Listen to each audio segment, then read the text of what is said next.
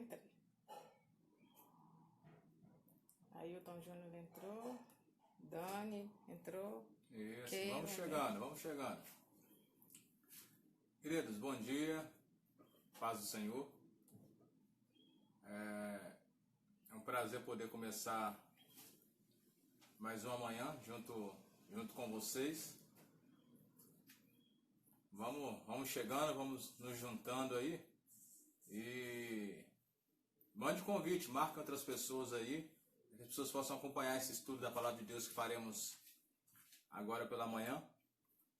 Então vocês podem ir convidando aí outras pessoas, mande para os seus grupos, para que as pessoas possam partilhar conosco a Palavra do Senhor agora pela manhã. E antes de qualquer coisa, vamos orar ao Senhor, para que Deus possa nos abençoar e nos instruir, nos dirigir nesse estudo agora pela manhã. Pai, nesse instante nós te bendizemos, poder ter essa oportunidade de compartilhar entre amigos e irmãos a tua palavra. Tu possa gerar em nós, através da tua palavra, vida. Seja uma palavra de transformação, uma palavra de motivação, uma palavra que gere em nós e que possamos estar com o coração e ouvidos abertos para ouvir a tua voz e aplicá-la, para que possamos ser transformados pela tua palavra, pois o intuito da tua palavra é justamente isso, gerar transformação em nossas vidas, para que possamos melhorar, para que possamos avançar, para que possamos subir de nível, sair da estagnação espiritual, da zona de conforto. Nos confronta com a tua palavra. Dai-nos uma manhã abençoada. Eu oro pelos meus irmãos aonde eles estiverem agora, nos seus lares, seja no quarto, seja na sua sala, aonde estiverem, Deus, que a tua palavra possa nos alcançar, que a tua presença possa nos alcançar para a glória do teu nome. Essa é a nossa oração no nome de Jesus. Amém. Quero aqui de antemão já começar a agradecer primeiro a Deus, por conta do que o Senhor me concede hoje mais um ano de vida, e já agradecer aos meus irmãos que já têm mandado as felicitações aí. Sou muito feliz pela oportunidade de servir a Deus ao lado de vocês, poder caminhar com vocês. É uma honra poder servir ao Senhor, fazer a obra dele e ter visto e poder estar vendo o que Deus tem feito aqui em Colina de Laranjeiras, na nossa igreja. É o início de uma obra, mas já temos visto a mão de Deus estendida e abençoando, A gente chegou com um grupo em 2018 e o Senhor tem nos acrescentado a este grupo, Tem enviado pessoas especiais que têm se juntado a nós, têm contribuído. Eu fico feliz pelo... Parabéns pra você. E aí, ó. Nessa data querida, muitas felicidades. Vamos vendo muitos anos de vida. Ela apagou. Parabéns pra você. Nessa data querida, muitas felicidades, muitos anos de vida. Obrigado, gente. Obrigado, filhote. Obrigado, meu amor. Depois eu como, tá? Depois do almoço. Dá um mordidinho na fruta, não gosto. Eu me perdi onde é que eu estava.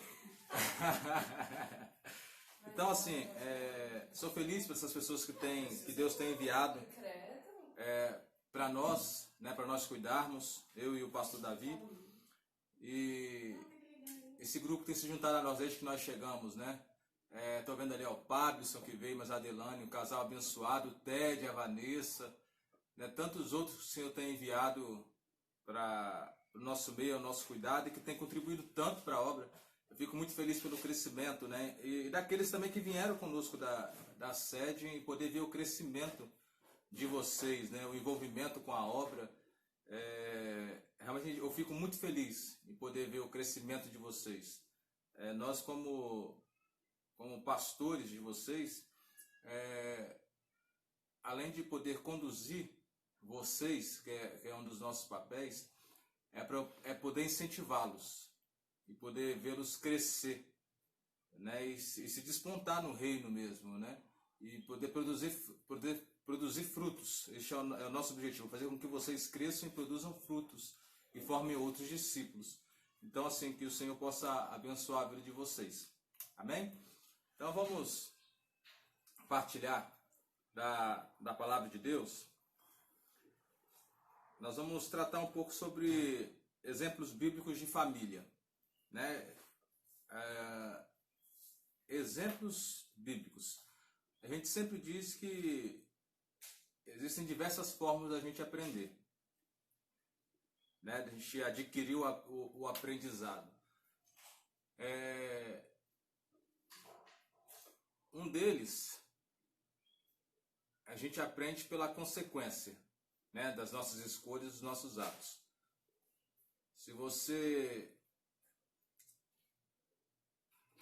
tem um local na sua casa, ou um sofá, ou que seja um lugar onde você sempre senta o seu dedinho do pé, né, que é aquela dor que todo mundo gosta, né, que chega até a chupar a cana na hora, né? Tamanha é a dor. Você vai procurar ter mais atenção quando você passa por aquele lugar, ou você vai mudar o móvel de lugar, ou vai alterar, ou você vai ficar sentando o seu dedo o resto da vida ali. Você aprende pela consequência, pela dor. É uma das alternativas que a gente tem, né? Isso em qualquer situação da vida. A gente vai aprender pela dor. É um dos conhecimentos que a gente adquire na nossa caminhada. O outro é a gente poder aprender com alguém que já passou por aquela situação. É uma outra alternativa e que é menos dolorida, né? E que vai fazer com que te acrescente sabedoria da mesma forma, só que de uma forma indolor, sem que você tenha que passar pelas consequências que determinada pessoa passou. Eu acho que é a melhor forma de se adquirir isso, isso sim, é a sabedoria. Você poder adquirir com a consequência que alguém já passou, né? A dor que alguém já passou. Né? Alguém vai te dizer assim, olha, não passe por ali não, porque ali tem um lugar onde você sempre vai sentar o seu dedinho. Então, assim, se você quiser ouvir, você vai evitar de sentir aquela dor. Você não precisa passar por aquilo que a pessoa passou, né? Aquela dor. Então, assim, agora se você não ouve, inevitavelmente você vai sentar o seu dedo na quina do sofá, como aquela outra pessoa passou, sem necessidade. Porque o maior erro que a gente comete, principalmente quando a gente está na adolescência, aí vai a palavra para os adolescentes que estão aí acompanhando, já disse isso na nossa congregação, é achar que comigo vai ser diferente, né? Por mais que a gente ouça um adulto ou os nossos pais a nos dizerem que o melhor caminho não seria esse, ou a melhor decisão não seria essa, a gente acaba optando porque eu acho que comigo vai ser diferente, né? Não deu certo com você, mas comigo vai dar. Na verdade não vai dar, né? Se as escolhas são as mesmas, o resultado será o mesmo. Então, assim, a melhor opção que nós temos, aí vai para quem está iniciando a caminhada, para quem, início de vida, né? Está aí na adolescência, está começando ainda, tem muitas escolhas a serem tomadas. A melhor decisão sempre é ouvir os mais velhos, né? Ouvir aqueles que já têm experiência, que já passaram por diversas situações na vida. E os melhores amigos seriam os pais, né? E aí já começa o conselho para os pais também. Nós vamos tratar isso mais a fundo adiante, com alguns exemplos de dentro da Bíblia, mas o melhor amigo que você tem são seus pais. Só que às vezes nós temos um grave problema dentro dos nossos lares, que é a questão do diálogo, né? É a questão de poder sentar para conversar e poder se abrir, porque às vezes os pais tiveram um tipo de criação que não puderam vivenciar isso, né? Não foram experimentados nisso e aí só se propaga isso, né? O que eles aprenderam. Então eles eles tentam transmitir o que eles aprenderam. E aí, às vezes, esse diálogo não existe dentro de casa, né? Então, os adolescentes, as crianças ficam meio perdidos porque não tem com quem sentar, às vezes tem medo da reação dos pais. Esse é um grande problema, né? Que nós pais podemos criar em nossos filhos, que é a questão do medo. E aí acaba você repelindo essa criança e o adolescente de chegarem até você para poder conversar, de ter esse diálogo, para poder se abrir. Então, assim, nós temos a responsabilidade como pais de abrir o leque, abrir o espaço para que os nossos filhos sintam-se à vontade de poder dialogar conosco. Né? Nós temos essa missão.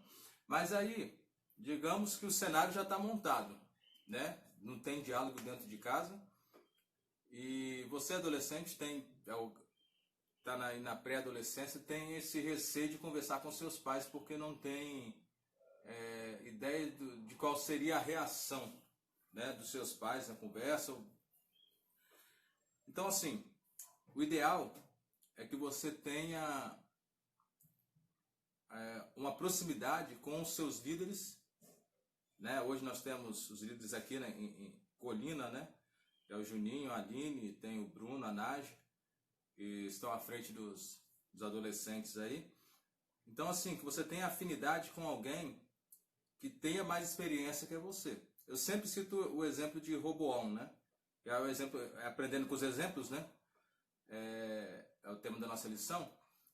Então, assim, Roboão, ele primeiro foi buscar conselhos dos mais velhos, né? Do que ele deveria, qual a decisão que ele deveria tomar.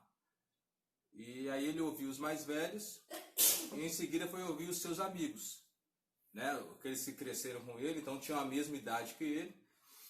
E o conselho dos seus amigos foi justamente o oposto que os velhos haviam dado, né, para ele, né, que os anciões haviam dado para ele. E aí ele decidiu ouvir os seus amigos.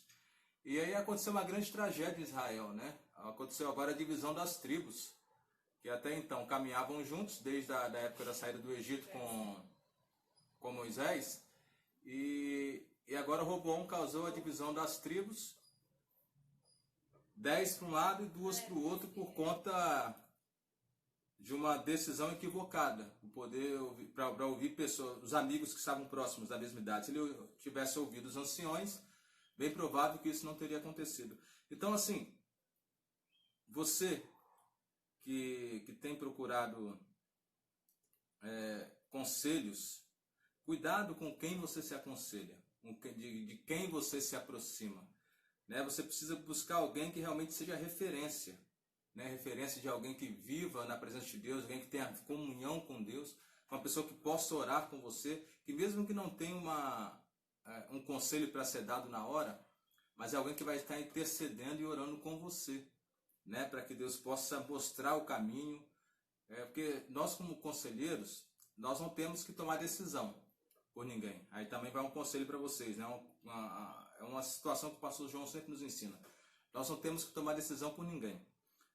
Nós como conselheiros, quando você vai aconselhar alguém, o que você pode mostrar são alternativas, né? O que seria a melhor alternativa. E aí essa pessoa por si tem que tomar a decisão, né? A pessoa é que decide qual caminho ela vai tomar. A gente não deve tomar decisão por ninguém, em hipótese nenhuma. Então vai aos conselheiros, aos líderes, você não pode decidir por ninguém. Nós podemos instruir, podemos orar e mostrar o caminho. Mas a decisão vai ser sempre da pessoa, para que depois isso não venha se reverter contra você próprio, né? Que tá ali aconselhando, né? Para dizer que a pessoa ela pode depois dizer que ela tomou decisão por sua conta, né? Porque você disse que iria dar certo, ou aquele seria o caminho. Então, assim, você sempre instrui e mostra a direção. A decisão vai ser sempre da pessoa. Ela precisa tomar essa decisão e amadurecer nesse sentido. Então, assim, busque pessoas mais velhas que você. E aí serve para todo mundo, não só para os adolescentes, né? Para os casais que estão começando agora, ou os casais que já têm caminhada. Mas você vai sempre procurar alguém mais vivido que você, né? Que já tem experiências já viveu consequências por conta das escolhas, para que você realmente não venha passar pelas mesmas situações. Então você pode buscar, não só pode como deve, né, se aproximar dessas pessoas. Tá bem?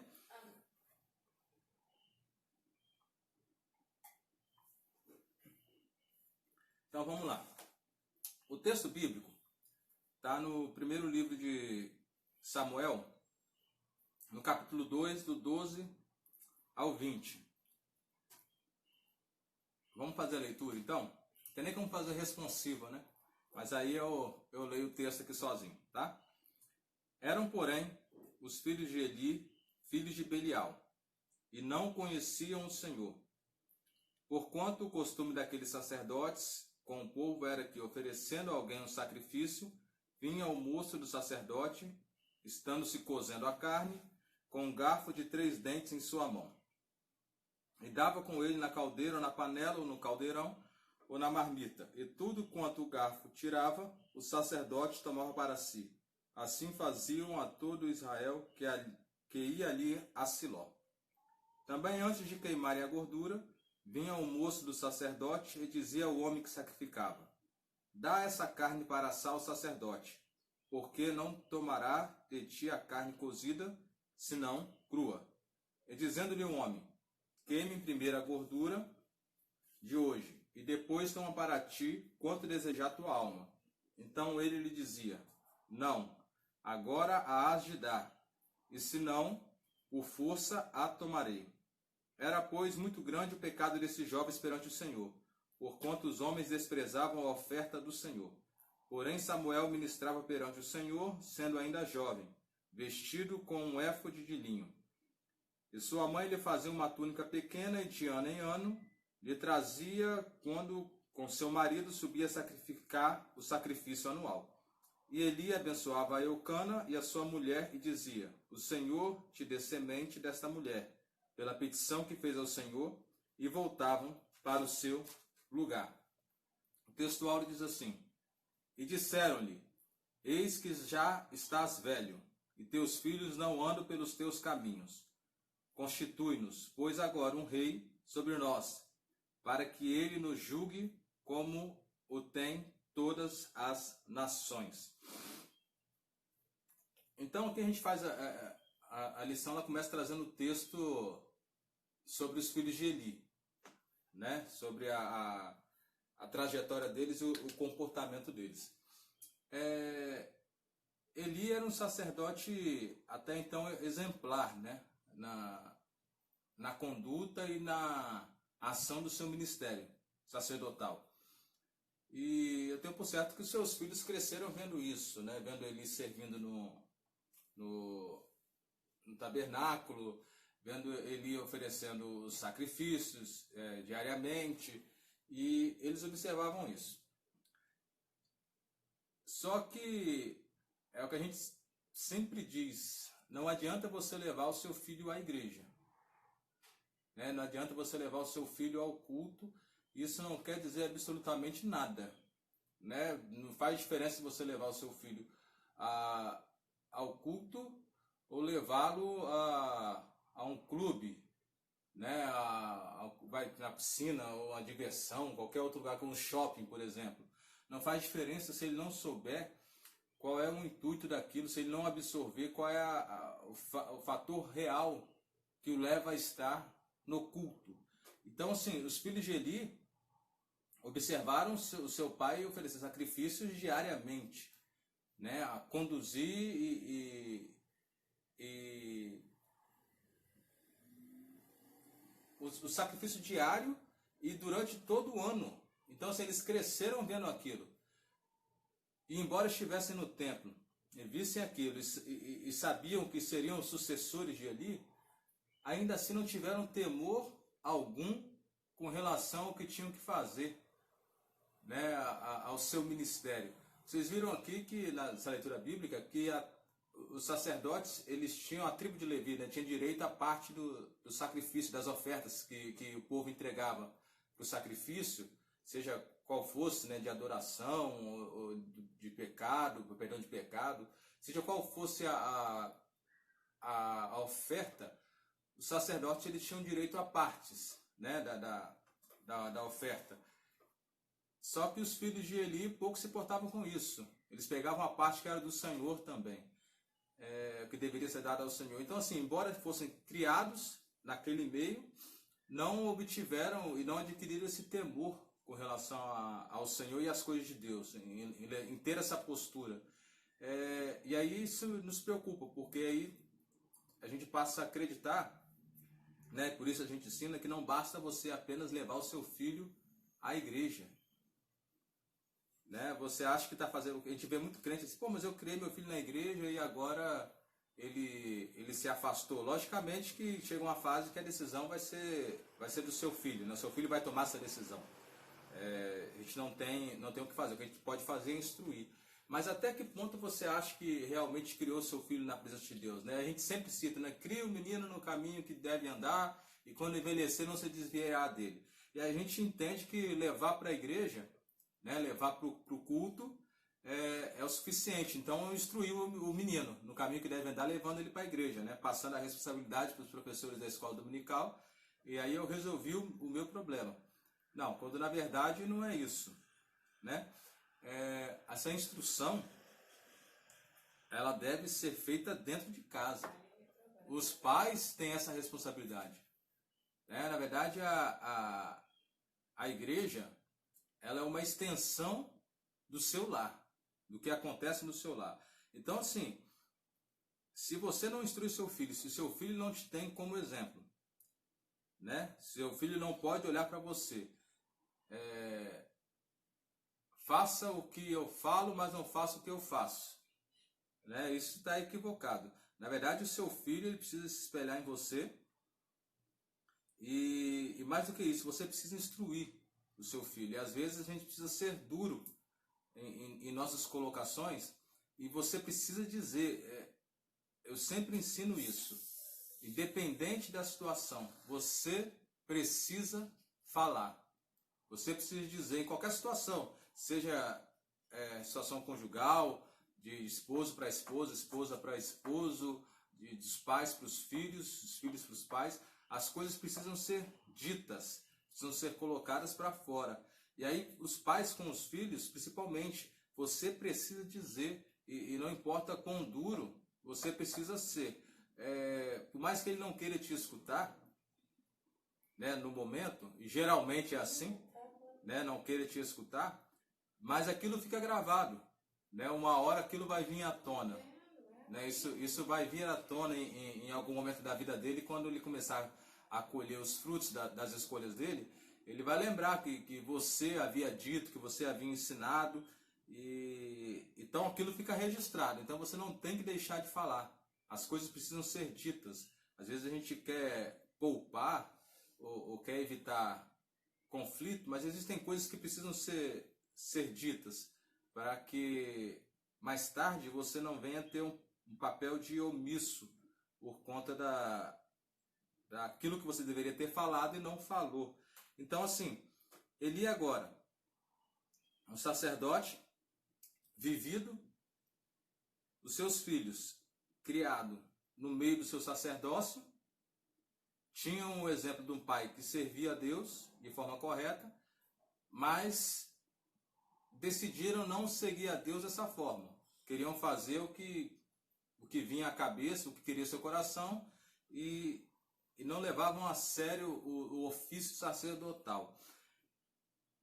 E aí qual foi o erro de Eli? Eli, embora visse aquilo acontecendo, ele não repreendia de forma incisiva os seus filhos. Né? Em um momento lá que a Bíblia registra, ele chegou a conversar com os filhos dele, né, dizendo que aquele não seria o caminho e tal, mas ficou por aquilo mesmo. Né? Ele apenas assistia às ações dos seus filhos e deixava que aquilo se conduzisse de forma natural. Mesmo seus filhos não tendo temor algum ao ofício e a Deus.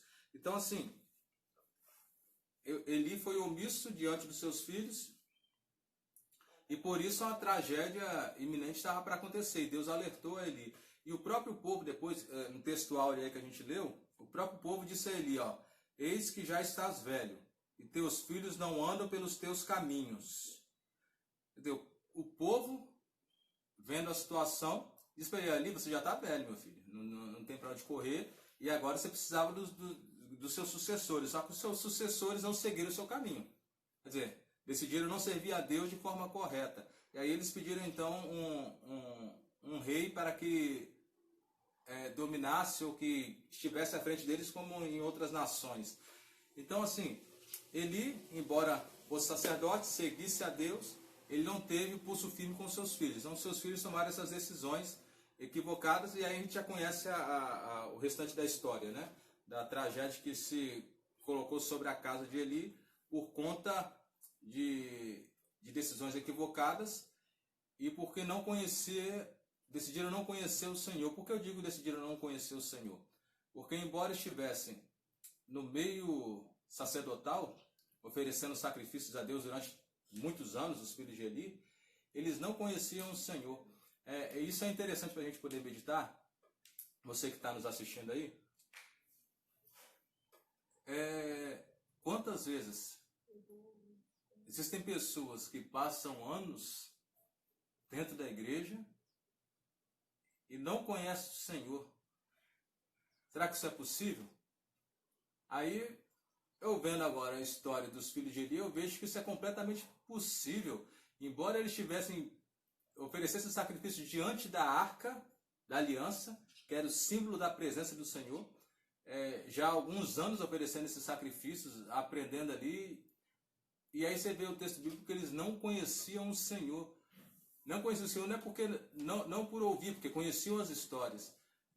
Não conheciam o Senhor porque não tinham um relacionamento com Deus.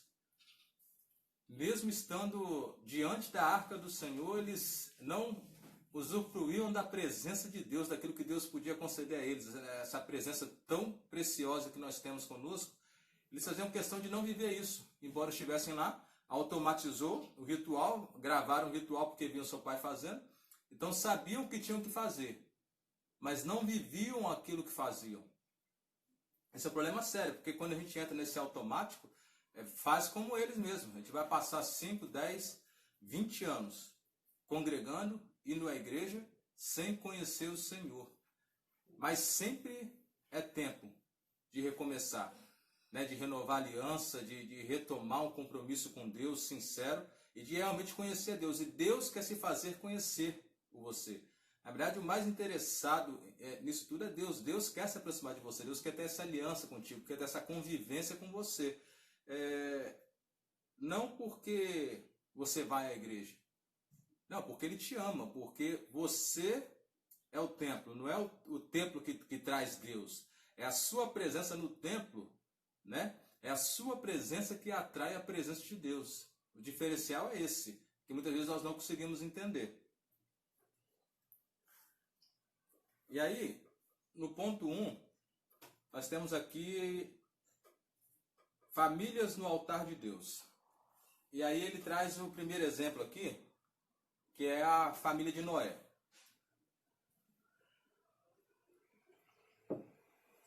Noé, quando a gente começa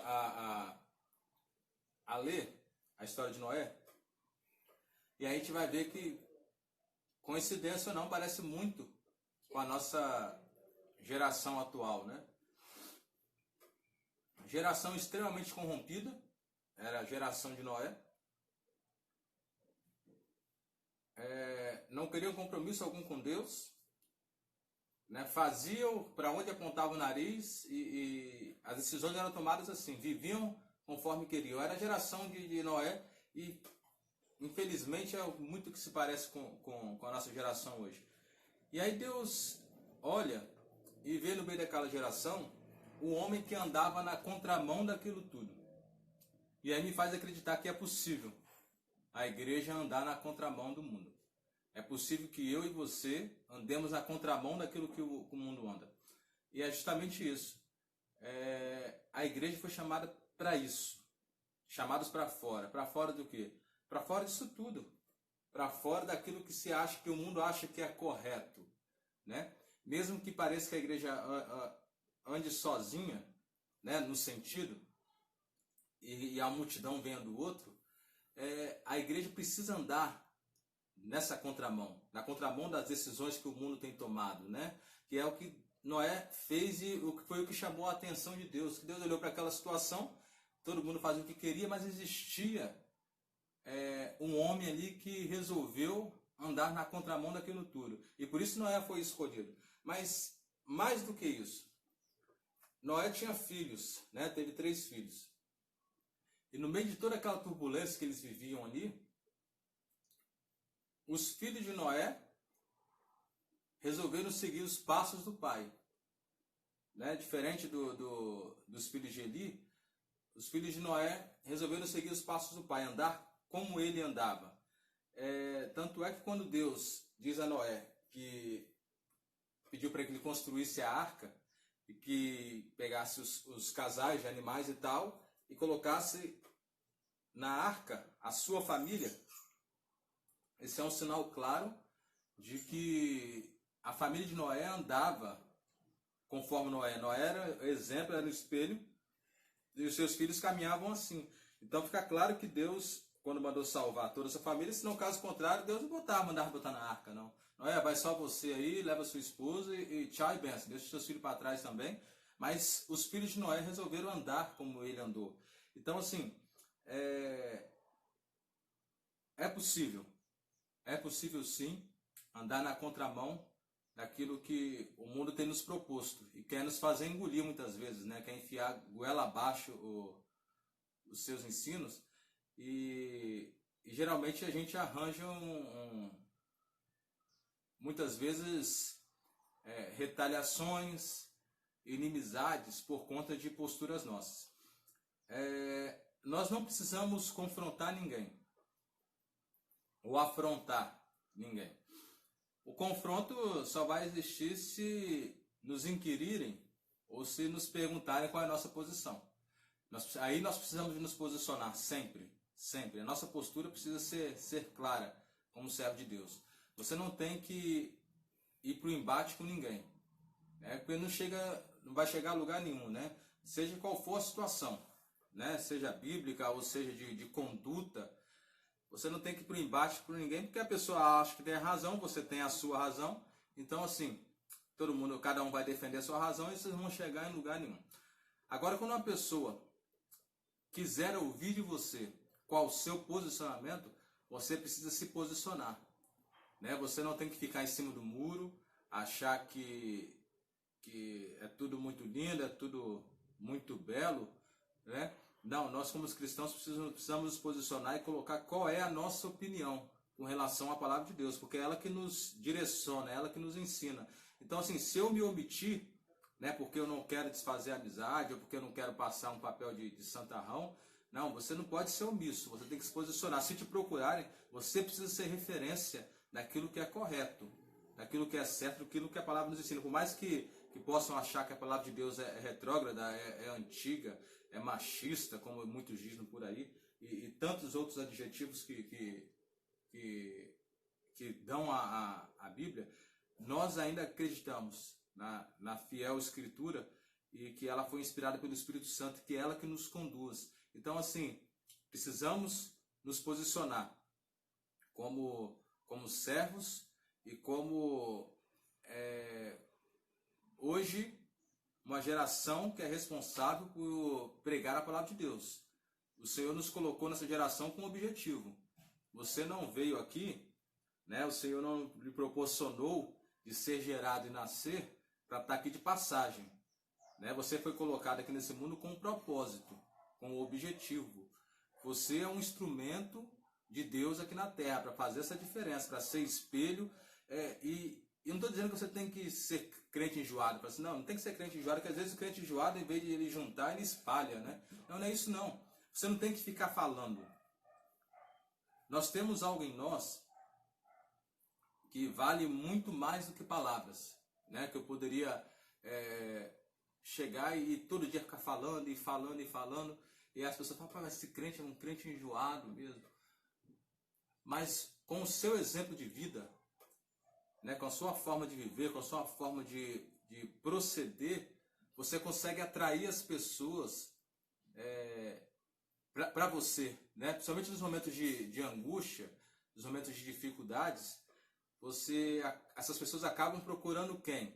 Procurando você por conta da sua forma de viver, né? Por conta da sua forma de agir. Essas pessoas têm você como referencial no seu local de trabalho, ou aí no seu condomínio. Então as pessoas acabam te procurando, para assim, rapaz, aquela pessoa ali tem uma postura diferente, aquela pessoa ali toma uma decisão diferente, eu vou procurar ela, eu vou pedir oração. Tenho certeza que isso já aconteceu com vocês, né? Triste é você ouvir, eu acredito que você já tenha ouvido, porque eu já ouvi bastante, né?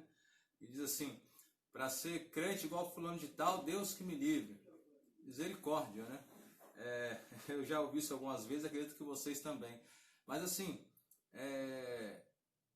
é possível ser referência no meio dessa geração corrompida. É possível que você seja referência no seu local de trabalho, no seu condomínio, dos seus vizinhos, que as pessoas tenham essa necessidade de procurar alguém para pedir socorro e você ser essa âncora para poder ajudar essas pessoas. Eu acho que nós temos que nos reconhecer e nos posicionar com relação a isso. Eu preciso ser referência da presença de Deus aonde eu estiver. E Noé foi assim. Noé, no meio da geração corrompida, ele decidiu seguir na contramão do fluxo. Né? Hoje a gente costuma dizer assim, Maria vai com as outras. Não, a gente não tem que ser Maria vai com as outras. Eu não tenho que ir com a multidão. Né? Eu sei que a gente costuma querer andar em bando, né? Somente os adolescentes, aí todo mundo tem os seus grupinhos e tal. E muitas vezes é o que leva muitos aos vícios, a entrar com as bebidas, cigarro, cocaína e outras drogas por conta desses grupos, né? Porque eu acho que eu tenho que ser igual, porque já que eu estou nesse convívio, para não me sentir excluído, então eu tenho que fazer parte dele. Então se ele faz uso aqui, está todo mundo usando, ou está todo mundo se prostituindo, né? Se está todo mundo na orgia, então eu tenho que fazer parte disso também para eu poder me sentir abraçado. Então eu tenho que fazer parte desse grupo. Quando na verdade eu aprendo com Noé que é possível sim andar na contramão. É possível sim caminhar na contramão disso tudo. Eu não estou dizendo que você tem que desfazer amizades, embora algumas vezes você vai precisar desfazer as amizades sim. Porque se essas amizades não te influenciam de forma positiva, ou não andam conforme a palavra de Deus, não há porquê você conviver no meio desse ciclo de amizade. Não estou dizendo que você tenha que se tornar inimigo. Não, você tem que ser referência para ganhar essas pessoas para Cristo. Mas você não tem que viver no meio delas, porque a possibilidade de você ser contaminado por aquilo que elas representam, por aquilo que elas pregam, é muito grande por conta de ser maioria. E aí acaba você achando depois, porque você está numa fase de decisões, de tomada de decisões, de tantas escolhas, e aí você acaba achando que o caminho que eles estão vivendo seria o caminho correto, né? de uma falsa felicidade, de uma falsa alegria, e aí você acaba sendo induzido a tomar aquelas decisões. Quando você vê, você já está afundado, você já está na carreira de pó, você já está no primeiro copo de álcool, e daqui a pouco você já não está satisfeito com o copo, já está na garrafa, já está nas festas, já está nas baladas, e aí você já foi abraçado pelo mundo e distante do Senhor. Aí, meu filho, o caminho de retorno é dolorido e é muito difícil. Isso quando se retorna. Alguns dificilmente ou demoram muitos anos para poder retornar e infelizmente com diversas sequelas que o mundo nos deixa, né? E aí você vai ter muitas cicatrizes, muitas histórias para contar, e foi o que a gente estava falando no início da lição, de forma desnecessária. Você não precisava dessas cicatrizes, você não precisava de viver essas dores se tivesse escolhido as pessoas corretas, andar com as pessoas corretas, né? Então você evitaria essas dores, tá? Então assim, é possível andar na contramão. Então é o meu conselho hoje para você aí, que está começando a sua caminhada. Se você vive no meio de um grupo que não te aproxima de Deus, né, que não te faz caminhar com Deus, o meu conselho para você é se afastar. o meu conselho para você é se afastar. Procure se aproximar de pessoas que te levem a Deus. Por mais que você seja tido como quadrado, como obsoleto, sei nem qual é a palavra que vocês usam hoje aí, mais moderna. Qual é a palavra que usa hoje aí? Ih, já era, já apagou. Então, assim, eu não sei qual é o termo que vocês usam hoje, os adolescentes aí, né? Por achar que você segue na contramão e aí você é tido como uma pessoa defasada, careta.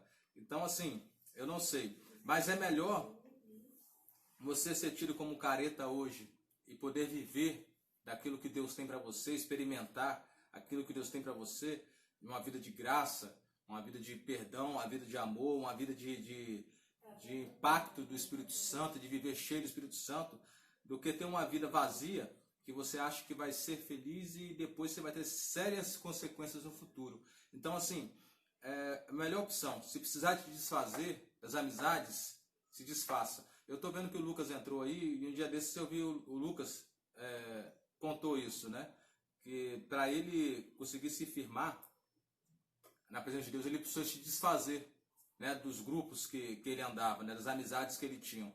E é justamente isso que eu estou dizendo para vocês. Às vezes é necessário você se afastar desses grupos, porque se fica muito difícil você se firmar os seus pés, a sua caminhada, se você ainda mantiver esses relacionamentos. Depois que você estiver firme, né, consciência daquilo que você quer, firme em Deus, você pode se aproximar, agora já com uma postura diferente, não para fazer parte daquilo que eles faziam, mas para tentar arrancar essas pessoas da onde eles vivem.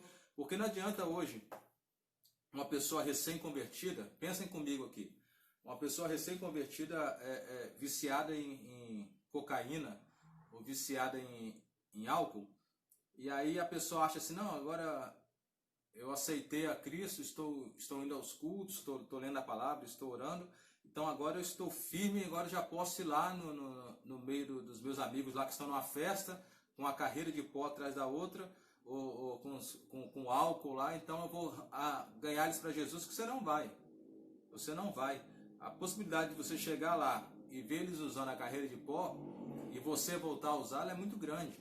Então, assim, por isso é necessário desfazer essas amizades, né? Se distanciar desses grupos até que você esteja firme e convicto em Deus, para depois você se aproximar, tá? Eu sei que é um tanto quanto difícil isso, né? Porque a gente gosta de andar em grupos, mas Deus tem pessoas especiais preparadas para você. Juninho botou lá, as más conversações corrompem os bons costumes. As más conversações corrompem os bons costumes, verdade, é isso aí. Então, assim, Deus sempre prepara pessoas boas para você, né? Você nunca vai estar sozinho.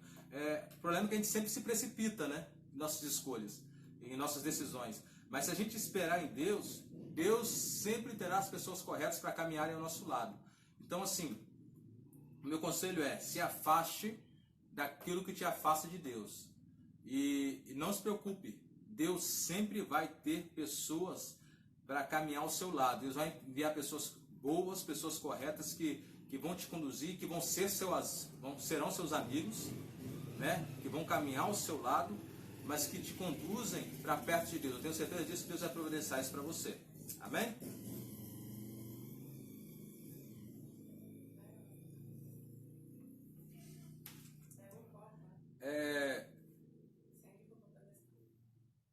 A pegar água? Toma aqui. A obreira aqui, ó. Depois ele vem com o exemplo de Ló, né? Que Ló ele é muito crucificado por conta da decisão dele, né? Quando ele chegou com Abraão, né? Quando ele saiu de Ur dos Caldeus, e aí chegou no ponto que não dava para andar mais junto por conta da briga entre os servos lá e o gado, que cresceu muito dos dois, né? E aí precisava fazer divisão.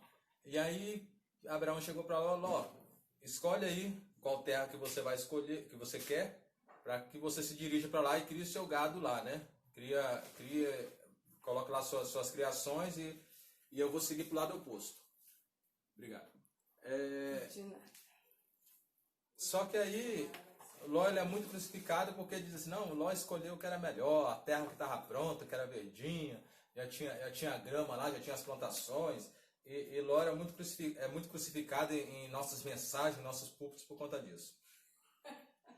Só que, se nós começarmos a observar a palavra de Deus, vocês vão lembrar comigo aí, quando Deus chegou a Abraão e disse a Abraão que destruiria Sodoma e Gomorra, vocês lembram qual foi o diálogo de Abraão com Deus? Que Abraão até insistiu, né, nesse diálogo e pediu perdão a Deus. Ó, não me mate não, mas eu vou insistir mais uma vez aqui, ó, tenha paciência comigo.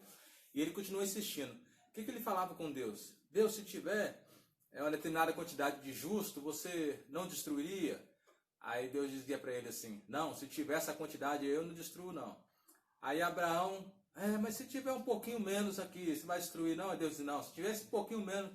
E aí por fim, que Abraão queria dizer o seguinte, olha, tem um justo lá, né?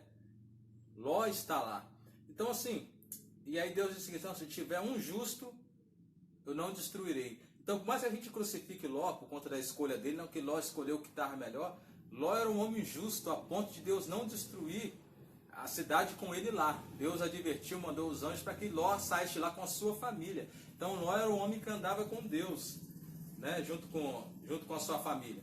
Então assim, logicamente depois a gente vê a situação da esposa dele por conta do coração que estava lá com a cidade e tal. Mas o que eu quero dizer para vocês é o seguinte, Ló não merece ser sacrificado por nós por conta da sua escolha, que na verdade ele era um homem justo, tanto é que Deus o livrou.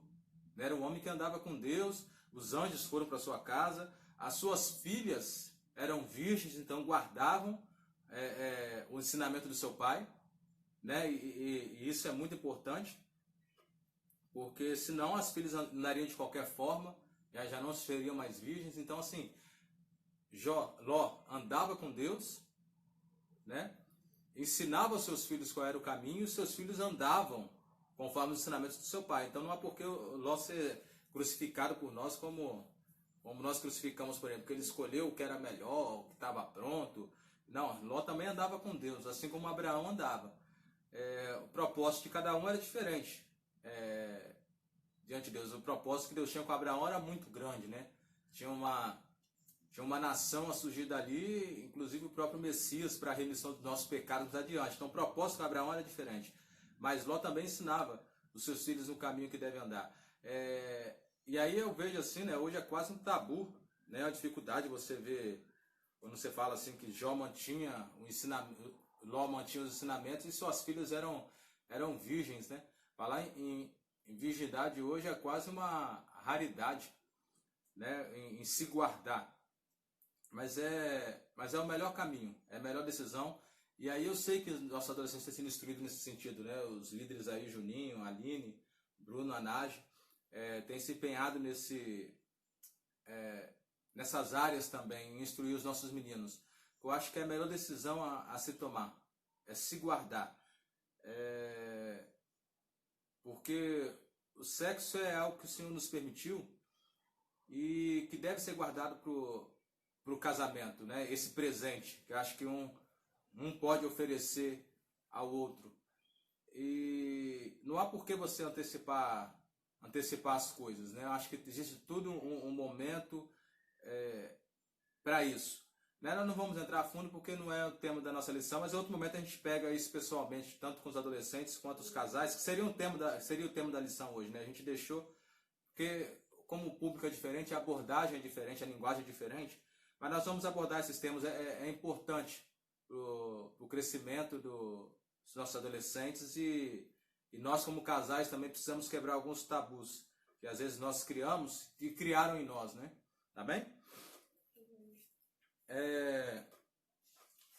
E aí nós vemos também os homens piedosos, os homens que andavam segundo o coração de Deus, que andavam com Deus, e os seus filhos decidiram não seguir o mesmo caminho. Nós falamos de Eli e os seus filhos, né, que agiam dessa forma, embora Eli fosse um bom sacerdote, os seus filhos não seguiram o mesmo caminho do seu pai.